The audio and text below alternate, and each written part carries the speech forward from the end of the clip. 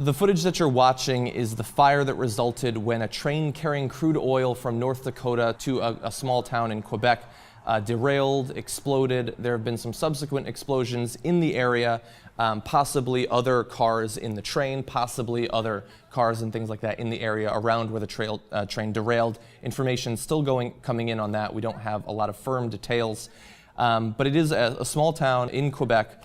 Up to 1,000 people, by the way, have been evacuated from the area because of worries of further explosions. And aside from the explosions and the fire, there's also the worry of both the immense amount of smoke being belched into the air and also crude water entering the waterway nearby there. So Quebec's provincial police chief, Michel Brunet, has been talking about that, saying that currently details about loss of life are extremely limited. We don't have any confirmations about people having died in this tragedy, but we do have people who are currently missing and they're being looked for. The police chief says, "We're told some people are missing, but they may just be out of town or on vacation. We're checking all that, so I can't tell you at the moment whether there are any victims or people who are injured."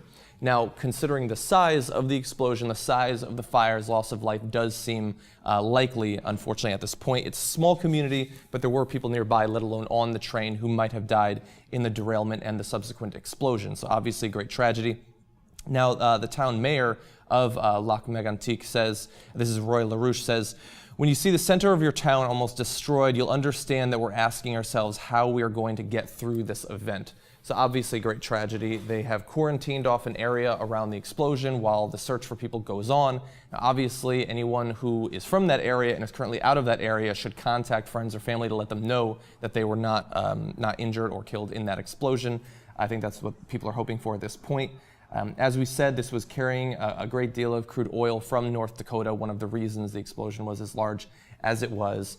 And as we said, danger from smoke, danger from the fire, danger in the water nearby. So a great tragedy in Canada right now. Details still coming in, and for right now at least, that the footage has just taken over the internet. Like massive flames, massive plumes of smoke. Some of the earliest footage I saw of it coming from Vine, by the way. I think this is the first case that I've seen of Vine being used as sort of an independent man-on-the-street venue for journalism.